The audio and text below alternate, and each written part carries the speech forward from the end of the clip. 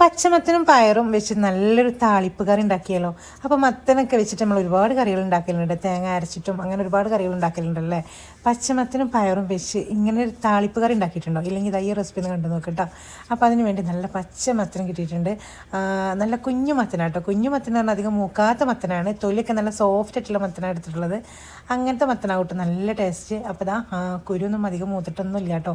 അപ്പോൾ അതൊന്ന് കട്ട് ചെയ്ത് വെച്ചിട്ടുണ്ട്. അതിൻ്റെ കൂടെ കുറച്ച് പയർ എടുത്തിട്ടുണ്ട് കേട്ടോ. അതും ഇതുപോലെ നീളത്തിലൊന്ന് കട്ട് ചെയ്തിട്ടുണ്ട്. പിന്നെ ആവശ്യത്തിനുള്ള പച്ചമുളക് എടുത്തിട്ടുണ്ട് കേട്ടോ. ഇനി നമുക്കത് കുറച്ച് വെള്ളം ഒഴിച്ചിട്ട് ഇതൊന്ന് വേവിച്ചെടുക്കാം. അപ്പോൾ ഇതാ ഒരു പാനിലേക്ക് ഇട്ട് കൊടുക്കണം കേട്ടോ. ഇനി ആവശ്യത്തിനുള്ള ഉപ്പും ചേർത്തിട്ട് നമുക്കിത് പെട്ടെന്നൊന്ന് വേവിച്ചെടുക്കാം. അധികം വെള്ളം ഒഴിക്കണ്ട കേട്ടോ, കുറച്ച് വെള്ളം ഒഴിച്ചാൽ മതി.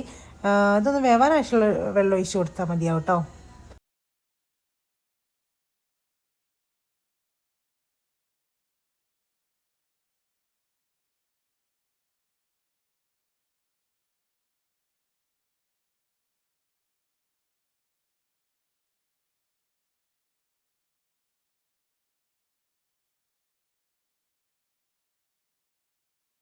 അപ്പോൾ ഇതാ മത്തനും പയറൊക്കെ വെന്ത് വന്നിട്ടുണ്ട് കേട്ടോ. ഇളയ മത്തനായതുകൊണ്ട് തന്നെ പെട്ടെന്ന് തന്നെ വെന്ത് കിട്ടിയിട്ടുണ്ട് കേട്ടോ.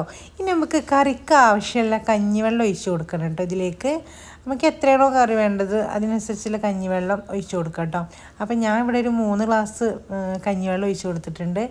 അപ്പോൾ അതൊന്ന് ഒഴിച്ചിട്ട് ചെറുതായിട്ടൊന്ന് തിളപ്പിച്ചെടുക്കാം കേട്ടോ. ചൂടുള്ള കഞ്ഞിവെള്ളമാണെങ്കിൽ ഇതുപോലെ ഒന്ന് ചെറുതായിട്ടൊന്ന് തിളപ്പിച്ചാൽ മതിയാവും.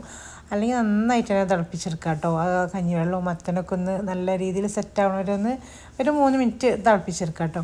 അതിനുശേഷം ഇതാ നല്ല കടുവിട്ട് വെളിച്ചെണ്ണയിൽ ഇതൊന്ന് കടുവ് വറുക്കുന്നുണ്ട്.